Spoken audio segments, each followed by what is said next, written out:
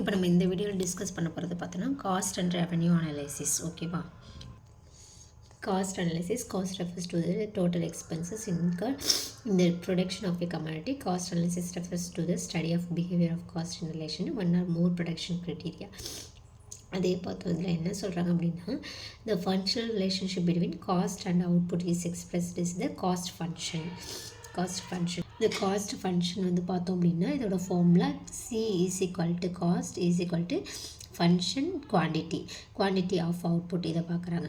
இதில் வந்து பார்த்தோன்னா நிறைய விதமான டைப் இருக்குது. இதில் வந்து காஸ்ட் கான்செப்ட்ஸில் வந்து ஃபஸ்ட் ஒன் வந்து மணி கான்செப்ட்.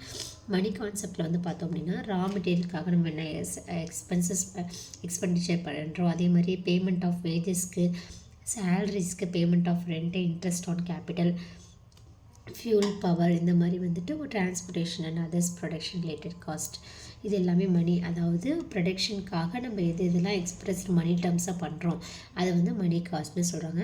இந்த மணி காஸ்ட் இதை வந்து வேறு என்ன நேம் சொல்கிறாங்கன்னா prime cost, direct cost, nominal cost, accounting cost, explicit cost, out of pocket cost அப்படின்னு சொல்கிறாங்க. அதுக்கடுத்தது பார்த்தோம் அப்படின்னா ரியல் காஸ்ட்டு,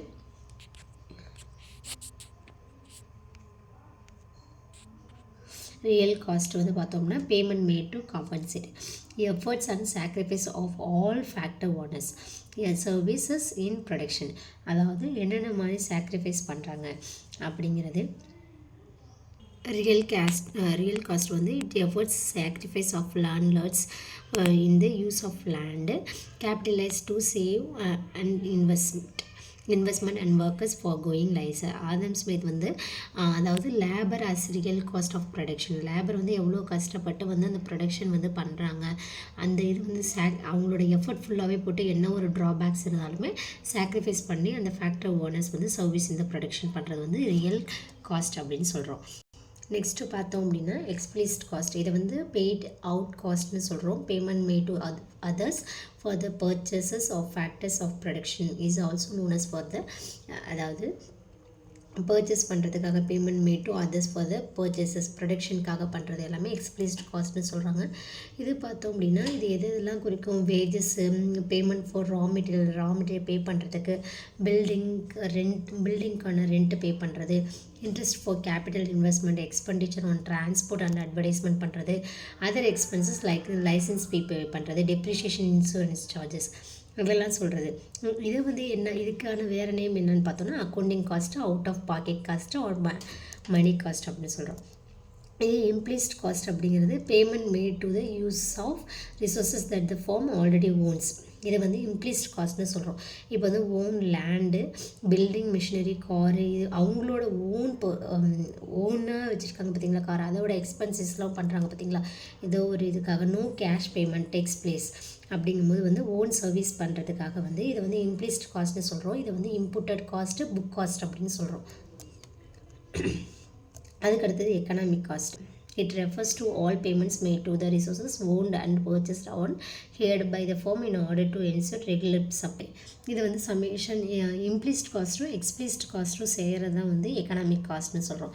அதுக்கடுத்து பார்த்தோன்னா சோசியல் காஸ்ட். இது வந்து லார்ஜ் பிஸ்னஸ் ஃபார்ம்ஸ் வந்து அதாவது ஒரு பெரிய ப்ரொடக்ஷன், ஒரு பெரிய கம்பெனி இருக்குன்னா அதனால் வந்து ஏர் பொல்யூஷன் ஆகுது, வாட்டர் பொல்யூஷனோ இல்லை வேறு எதாவது டேமேஜ் ஆகுது சோசியல் வைஸ் அப்படிங்கும்போது பார்த்தோம் அப்படின்னா அந்த சோசியலே வந்து அதாவது சொசைட்டி வந்து பார்த்துக்கும். அதுக்கு வந்து இது external cost. It is also called for இந்த எக்ஸ்டர்னல் காஸ்ட் அப்படின்னு சொல்கிறோம். அதுக்கடுத்தது ஆப்பர்ச்சுனிட்டி காஸ்ட். இதில் பார்த்தோம் அப்படின்னா இப்போ உங்கள்கிட்ட ஒரு லேண்ட் இருக்குது அப்படின்னா இது வந்து சுகர் கேன் போடலாமா, இல்லை வந்து பேடி அரிசி போடலாமா, நெல் போடலாமா அப்படின்னு சொல்லிட்டு நம்மளோட இது வந்து சாய்ஸஸ் இருக்கும்.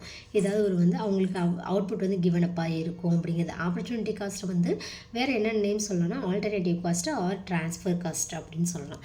அதுக்கடுத்து சங்க் காஸ்ட் வந்து என்னென்னு சொல்லணும்னா, அதுக்கடுத்து பார்த்தீங்கன்னா சங்க் காஸ்ட் அப்படின்னு சொல்கிறாங்க. இது என்னென்னா ஒரு லேண்ட் இருக்குது, ரெண்டு, அதாவது சுகர் கேன் டைடி, அது வந்து 2 ப்ராடக்ட் இருக்குது அப்படிங்கும்போது நெல்லா சுகர் கேனா அப்படின்னு பார்க்கும்போது ஏதோ ஒன்று வந்து அவங்க வந்து கல்டிவேட் பண்ணுறாங்க. ஓகேவா? பண்ணும்போது வந்து ஆக்சுவலாக வந்து சுகர் கேன்ங்கிறது சாய்ஸ் பண்ணிட்டாங்க, விளைவிச்சிட்டாங்க, எல்லாம் பண்ணிடுறாங்க. ஆனால் வந்து ஃப்யூச்சரில் வந்து அது என்ன பண்ண முடியாது, this is historical but irrelevant for future.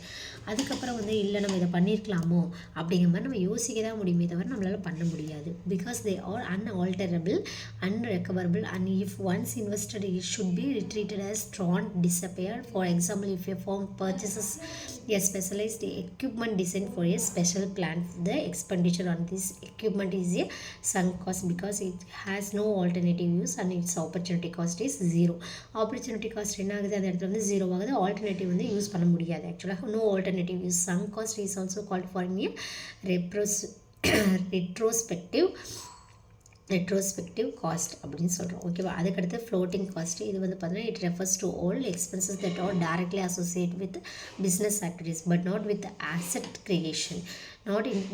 Does not include the purchase of raw material இருக்கட்டும், part of current assets payment like wagesக்கு ஒரு ஒர்க்கர்ஸ்க்கு வந்து வேஜஸ் கொடுக்கறது, டிரான்ஸ்போர்ட்டேஷனுக்கு சார்ஜ் கொடுக்கறது, ஃபீ ஃபார் பவருக்கு வந்து பே பண்ணுறது, அட்மினிஸ்ட்ரேஷன், ஃப்ளோட்டிங் காஸ்ட். இது எல்லாமே வந்து டே டு டே நடக்கிற பிஸ்னஸ்க்கு வந்து நம்ம பே பண்ணுறது வந்து ஃப்ளோட்டிங் காஸ்ட் அப்படின்னு சொல்கிறோம். அதுக்கடுத்து ப்ரைம் காஸ்ட்டுங்கிறது பார்த்தோம் அப்படின்னா இன் ஷார்ட் டேர்ம் பீரியடில் all cost that vary with output together with the cost administration are known as prime காஸ்ட்னு சொல்கிறோம். ஷார்ட் ப்ரைம் காஸ்ட்டுங்கிறது variable cost plus cost of administration. Fixed cost.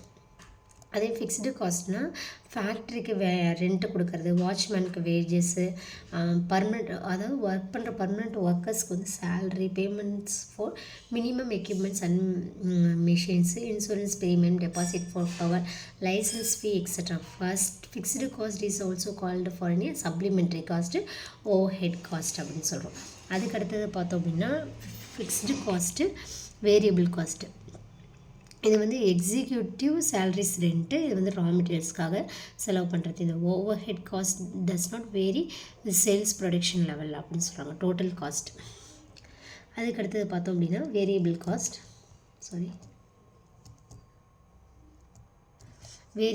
This cost vary with the level of output. Examples வந்து பார்த்தோம்னா temporary ஒர்க்கர்ஸ்க்கு வந்து wages கொடுக்கறது, raw material cost கொடுக்குறது, fuel cost, electricity charges etcetera. Variable cost is also called for in the prime cost, special cost, direct cost அப்படின்னு சொல்கிறோம். That's all.